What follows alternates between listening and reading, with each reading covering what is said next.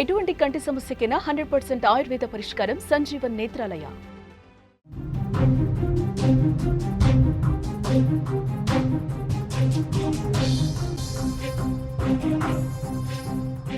మరో big breaking news చూస్తున్నాం. ధర్మస్థల నుంచి. ధర్మస్థలలో ఉద్రిక్త వాతావరణం నెలకొంది. జనంపై పోలీసులు ఒక్కసారిగా కూడా లాఠీచార్జ్ చేస్తున్నట్టుగా తెలుస్తోంది. రెండు వర్గాల మధ్య గొడవ మొదలైంది. ధర్మస్థలతో పాటు వీరేంద్ర హెగ్డేపై కూడా తప్పుడు కథనాలు ప్రసారం చేస్తున్నారంటూ కూడా అక్కడ ఒక వర్గం ఆగ్రహం వ్యక్తం చేస్తోంది. మీడియాపై ఓ వర్గం కూడా దాడి చేస్తుంది. ఈ నేపథ్యంలో రెండు వర్గాల మధ్య కూడా రాళ్ల దాడి జరిగినట్లుగా మనకి బ్రేకింగ్ న్యూస్ లో సమాచారం అందుతోంది. ధర్మస్థలలో భారీగా ఇప్పటికైతే పోలీసులు మోహరించినట్లు కూడా మనకి సమాచారం అందుతోంది. అలాగే మీడియాపై కూడా ఓ వర్గం దాడి చేసినట్లుగా కూడా తెలుస్తోంది. అక్కడ విజువల్స్ లో కూడా మనం క్లియర్ గా చూడొచ్చు. పోలీసులందరూ కూడా అక్కడ మోహరించారు. ఒక రకమైన ఉద్రిక్త భరిత వాతావరణం అయితే అక్కడ నెలకొందని కూడా మనం చెప్పొచ్చు. ఎస్, అక్కడ 9వ రోజు 13వ రోజు కూడా 13వ ప్లేస్ లో కూడా ఎలాంటి అవశేషాలు కూడా ఇప్పటి వరకు దొరకలేదు. ఒక్కసారిగా కూడా అక్కడ జనంపై లాఠీ చార్జ్ చేస్తున్నారు. పోలీసులందరూ కూడా అక్కడ గుమిగుడి ఉన్నట్లుగా కూడా మనకి తెలుస్తుంది. ఒక రకంగా లాఠీ చార్జ్ చేస్తున్న సిచ్యువేషన్ కనిపిస్తుంది. ఇక ఇదే అంశానికి సంబంధించిన మరింత సమాచారం మా న్యూస్ ఎడిటర్ తిరుమల అందిస్తారు. ఎస్ తిరుమల్. జానకి, యాక్చువల్ గా ధర్మస్థలలో ఊహించని విధంగా ఇవాళ ఉద్రిక్త వాతావరణం నెలకొంది. రెండు వర్గాల మధ్య ఒక యుద్ధ వాతావరణం కొంతకాలంగా కొనసాగుతోంది. ఎందుకంటే మొదటి నుంచి ధర్మస్థలలో ఎటువంటి శవాలు లేవు. ఎవరైతే భీమా విజిల్ బ్లోయర్ ఉన్నారో అతను చేసిన ఆరోపణలన్నీ ఉత్తివే. గడిచిన 9 రోజులుగా తవ్వకాలు జరుగుతూ వస్తున్నాయి. 13వ స్పాట్ తర్వాత అయినా అక్కడ అస్థిపంజరాలు దొరుకుతాయని చెప్పేసి చర్చ జరిగింది. అయితే ఈ అస్థిపంజరాలు, ఈ తవ్వకాలు జరుగుతున్న ప్రతిసారి సోషల్ మీడియాలో కొన్ని యూట్యూబ్ ఛానల్స్ కావచ్చు, కాకపోతే కొన్ని మీడియా సంస్థలు కావచ్చు, అదిగో శవాలు ఇదిగో అస్థిపంజరాలు అంటూ కొన్ని తప్పుడు థంబ్నెయిల్స్ పెట్టడం, అట్లాగే ధర్మస్థల సంస్థానాధీశులుగా కొనసాగుతున్న ఎంపీ రాజ్యసభ సభ్యుడు వీరేంద్ర హెగ్డే గురించి వ్యతిరేక కథనాలు ప్రసారం చేయడం, ధర్మస్థలలో హత్యలు జరిగాయి, మహిళలపైన అఘాయిత్యాలు జరిగాయని నిరూపించే విధంగా కొన్ని కథనాలు ప్రసారం చేయడంతో అక్కడ రెండో వర్గం ఎవరైతే వీరేంద్ర హెగ్డేకు గాని ధర్మస్థల ప్రాంతానికి గాని మద్దతు ఇచ్చే వర్గం ఏదైతే ఉందో అది మొదటి నుంచి పూర్తి స్థాయి విచారణకు వ్యతిరేకంగా ఉంది. భీమాకు వ్యతిరేకంగా ఉన్నారు. అయితే భీమాకు అనుకూలంగా ఇంకొక వర్గం ఉంది. ఎప్పుడైతే సౌజన్య హత్య జరిగిందో 2012లో అప్పటి నుంచి సౌజన్యకి న్యాయం జరగాలని పోరాటం చేసిన కొన్ని ప్రజా సంఘాల నాయకులు కావచ్చు, కొన్ని హిందూ సంఘాలు కావచ్చు, భీమాకు అనుకూలంగా అక్కడ హత్యలు అత్యాచారాలు జరిగాయని ఆరోపిస్తూ వస్తుంది.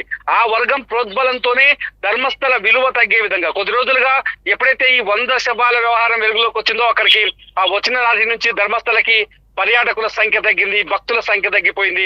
ఇది కూడా అక్కడి ప్రజల్లో ఉద్రిక్త వాతావరణాన్ని క్రియేట్ చేసింది. అంతేకాదు ధర్మస్థలలో అనేక హోటల్స్, స్టేస్ ఉన్నాయి. ఇవన్నీ కూడా అక్కడ వ్యాపారాల పైన ప్రభావం తీవ్రంగా కనిపిస్తోంది. ఆలయ ప్రాశస్త్యం తగ్గిపోయింది.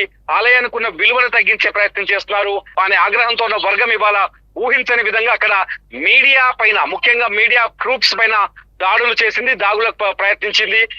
అయితే ఈ దాడుల్లో ఆ మీడియాకు అనుకూలంగా ఉన్న వర్గం ఏదైతే వీళ్ళకు ధర్మస్థలకి శవాలు ఉన్నాయని చెప్పిన వర్గం, రెండు వర్గాలు ఏతున్నాయో రెండో వర్గం మొదటి ధర్మస్థల అనుకూల వర్గం పైన దాడి చేయడం, ధర్మస్థల అనుకూల వర్గం రెండో వర్గం పైన దాడి చేయడం, ఇరువురు మధ్య ఇటు మీడియా పైన కూడా ధర్మస్థల అనుకూల ఉన్న ప్రజలు దాడి చేయడం. భారీ ఎత్తున జనం ఒక్కసారిగా మనం విజువల్స్ లో చూడొచ్చు. భారీ ఎత్తున జనం గుమికూడి ఉన్నారు. అక్కడ ఆ మీడియా ప్రతినిధుల పైన అటాక్ చేసే ప్రయత్నం చేశారు, రాళ్లు విసిరారు.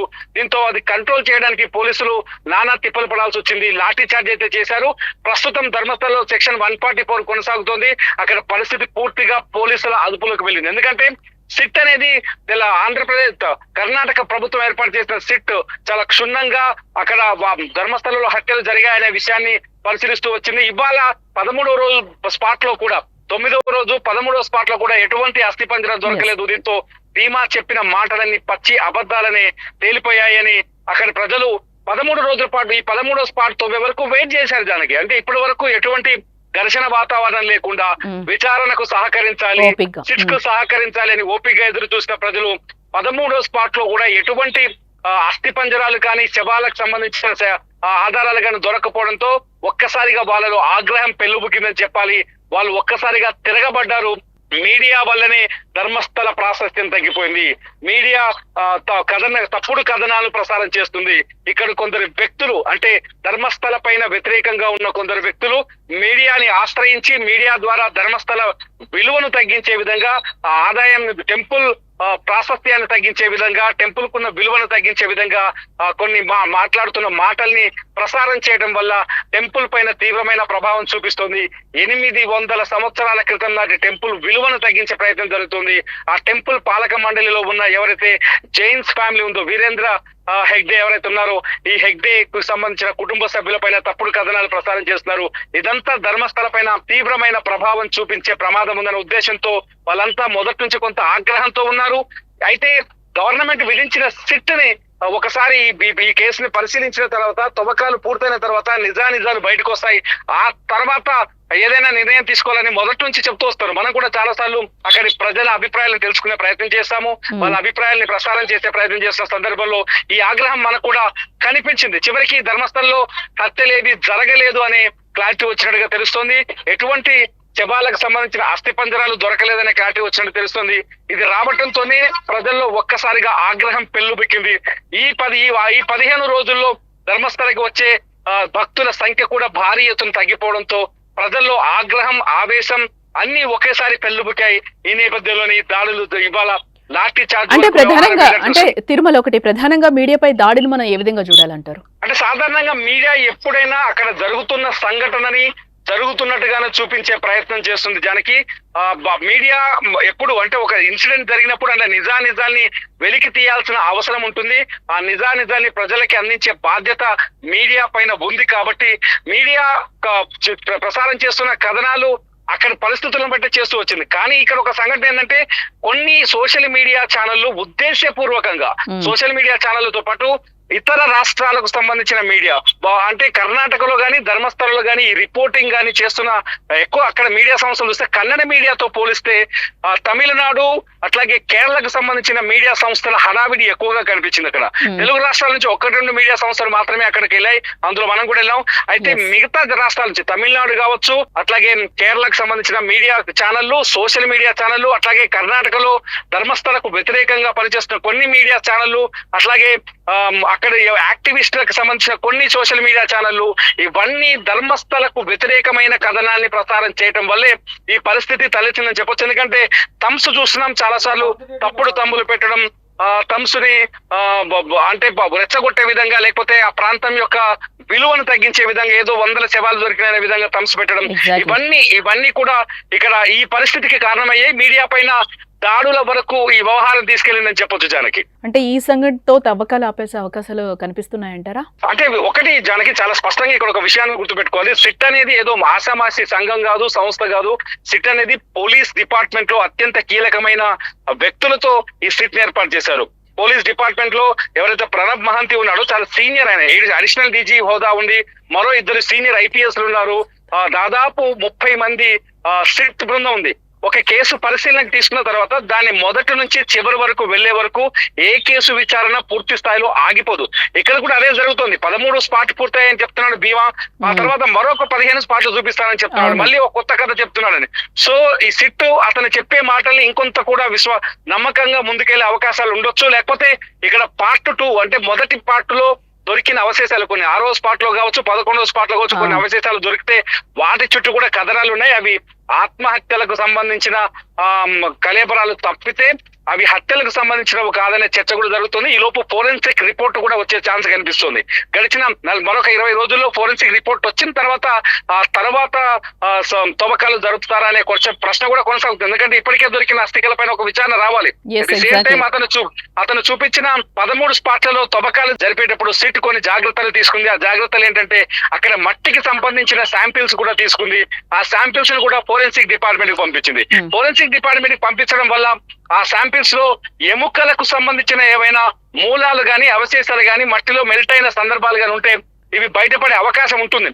సో ఫోరెన్సిక్ రిపోర్ట్స్ వచ్చిన తర్వాత 2వ దఫా తవ్వకాలకు వెళ్తారా, లేకపోతే ఫోరెన్సిక్ రిపోర్ట్ తో సంబంధం లేకుండానే అతను చూపించిన చోటల్లో తవ్వుతూ వెళ్తారా అనేది అతిపెద్ద ప్రశ్నగా మారింది. ఇంకొక పాయింట్ ఏంటంటే, ఇవాళ 13వ స్థానం తవ్విన తర్వాత, 13వ ప్లేస్ తవ్విన తర్వాత ప్రజల్లో ఆగ్రహం కూడా కనిపించింది.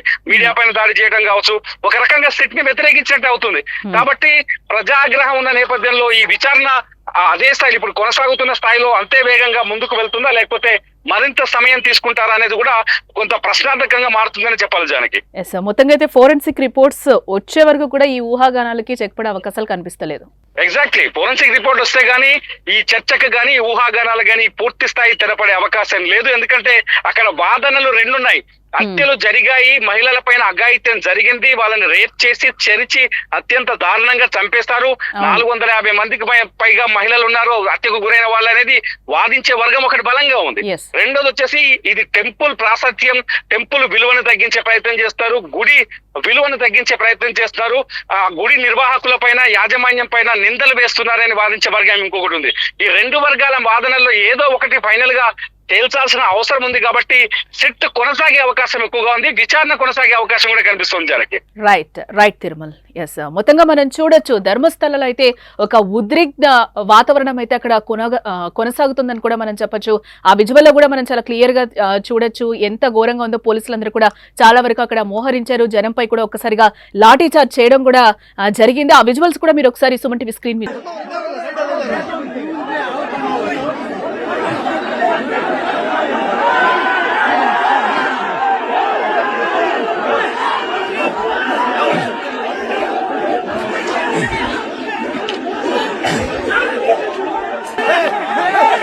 नहीं सुले अमन वोटर में नहीं सुले बल्ले आज चलो चल रहे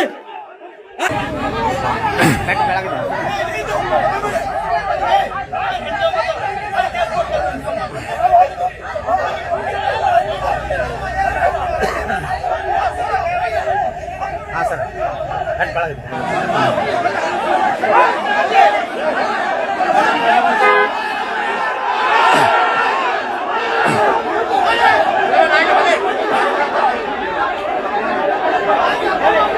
ధర్మస్థలలో ఉద్రిక్త పరిస్థితులు నెలకొన్నాయి. విజువల్స్ లో కూడా మనకి క్లియర్ గా కనిపిస్తుంది. పోలీసులందరూ కూడా అక్కడ చాలా వరకు మోహరించారు. అక్కడ జనాల్ని కూడా కంట్రోల్ చేయడం చాలా కష్టంగా మారిందని కూడా మనకి విజువల్ లో కనిపిస్తుంది. ఈ నేపథ్యంలోనే అక్కడ లాఠీ చార్జ్ కూడా చేశారు. అక్కడైతే రెండు వర్గాలుగా కూడా విడిపోయిన పరిస్థితి అయితే కనిపిస్తుంది. ధర్మస్థలకి అలాగే వీరేంద్ర హెగ్డే ఎవరైతే ఉన్నారో వారికి సపోర్ట్ గా చేస్తూ వాళ్ళ మీద అయితే మీడియా అసత్య ప్రచారాలు చేస్తుంది అంటూ కూడా అక్కడ ఒక వర్గం రెచ్చిపోయిన పరిస్థితి కనిపిస్తుంది. ఈ నేపథ్యంలోనే యూట్యూబర్స్ కావచ్చు అలాగే మీడియా ఛానళ్ల మీద కూడా ఒక వర్గం ఈ రోజు దాడి చేసినట్లు కూడా తెలుస్తుంది. అసత్య ప్రచారాలు ప్రసారం చేస్తుంది, నెగిటివ్ ఇన్ఫర్మేషన్ అంతా కూడా బయటకి వెళ్తుంది, ధర్మస్థల ప్రాశస్త్యాన్ని అంతా కూడా నాశనం చేస్తున్నారు అనే విధంగా ఒక వర్గం అయితే కూడా ఈ రోజు మీడియా ఛానళ్ల మీద అయితే దాడి చేసిన సిచ్యువేషన్స్ అయితే అక్కడ మనకి కనిపిస్తున్నాయి. ఈ నేపథ్యంలోనే అక్కడ లాఠీ చార్జ్ కూడా చేయాల్సి వచ్చిందని కూడా పోలీసులు కూడా ఒక సైడ్ నుంచి చెప్తున్నారు. ఈ రోజు ఏదైతే 9వ రోజు 13వ ప్లేస్ లో కూడా ఈరోజు ఎటువంటి అవశేషాలు కూడా దొరకని పరిస్థితులు కనిపిస్తున్నాయి. గత 15 రోజుల నుంచి కూడా అక్కడ ప్రజలు ఒక రకంగా పానిక్ అవుతున్న పరిస్థితులు కూడా కనిపిస్తున్నాయి. ఎందుకంటే చాలా వరకు అక్కడ మిస్సింగ్ కేసెస్ కూడా నమోదయ్యాయి. ఆ మిస్సింగ్ కేసెస్ కి సంబంధించి కూడా ఇప్పటి వరకు ఎలాంటి లిస్ట్ కూడా లేదు, డేటా కూడా లేదు, ఎరైజ్ అయిపోయిందని కూడా ఒకవైపు నుంచి పోలీసులు చెప్తున్న సమాచారాలు కూడా మనం చూస్తూనే ఉన్నాం మీడియాలో. సో దీనికి సంబంధించి కూడా చాలా వరకు ఆ బీమా చెప్పిన మాటలు కూడా ఈరోజు అబద్ధమా అనే క్వశ్చన్స్ కూడా ఈ రోజు రేజ్ అవుతున్న పరిస్థితులు అయితే కనిపిస్తున్నాయి. తవ్వకాలైతే సిట్ ఇంకా కొనసాగించే అవకాశాలు అయితే కనిపిస్తున్నాయి. ఏదైతే అసత్య ప్రచారాలు చేశారో దానికి సంబంధించి ఈరోజు మీడియా మీద కూడా ఈరోజు దాడి జరిగినట్లు కూడా ధర్మస్థలలో మనకి తెలుస్తోంది.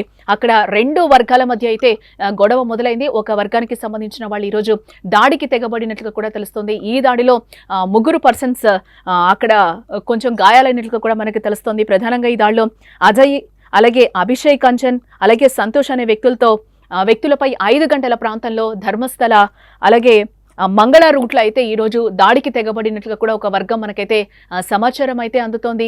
ఈ నేపథ్యంలోనే అక్కడ ఉద్రిక్త పరిస్థితులు నెలకొన్నట్లుగా కూడా మనకి సమాచారం అందుతోంది. ఆలయ ప్రతిష్టను దెబ్బతీస్తున్నారంటూ కూడా కొంతమంది ఒక వర్గం అయితే మీడియా ప్రతినిధులపై అక్కడ దాడి చేసినట్లుగా కూడా మనకి తెలుస్తోంది. ఈ నేపథ్యంలోనే అక్కడ 144 సెక్షన్ కూడా అమలవుతున్నట్లుగా అయితే మనకి బ్రేకింగ్ న్యూస్ లో సమాచారం అందుతోంది.